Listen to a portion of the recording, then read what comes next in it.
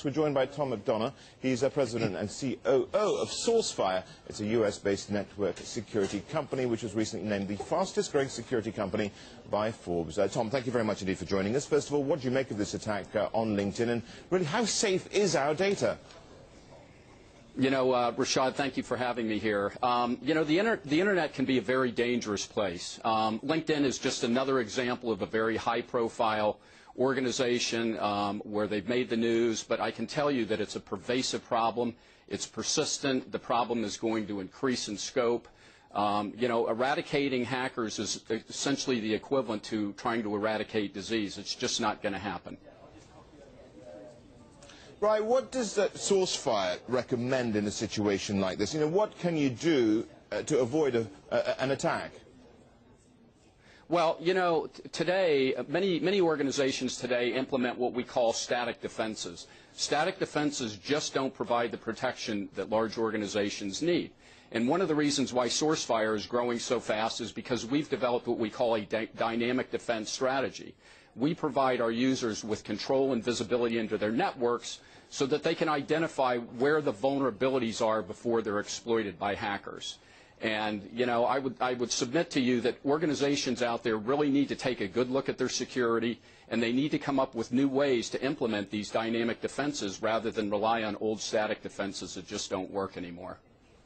Well, of course, many people say you should have passwords which make it hard for people actually to hack, but does it, you know, a difficult password only make a difference? So we're going to go through some of the ridiculous passwords, actually, that some people have used. I think password is one of the most common passwords itself, isn't it?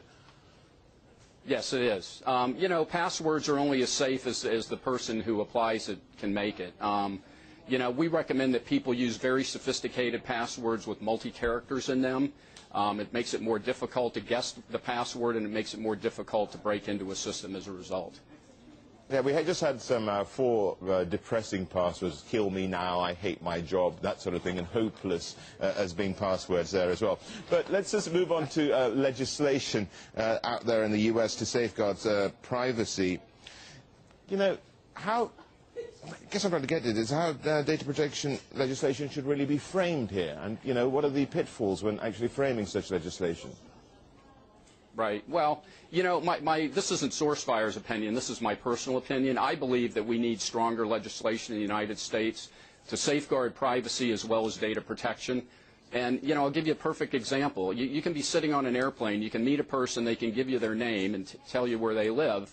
When you get home, you can put their name into Google or another type of search engine, and within seconds you can identify their address, their telephone number, their closest relatives, and where they've lived in the last 10 years.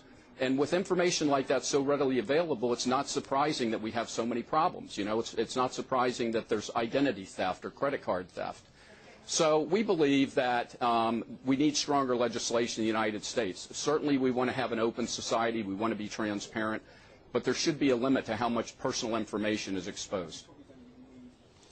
Okay, well, a lot of this has also now been making headlines because the state actors are getting involved. Of course, we had that Stuxnet attack on Iran's nuclear systems. We didn't know where it came from. In recent days, it seems to have emanated from the US, and a very complex code here. But doesn't this have inherent dangers as we get now people saying, well, state actors are getting involved here, and state actors could be actually involved in trying to get hold of our data? Yeah, that's absolutely true. And again, it's you know, it's not a new problem. It's a pervasive problem.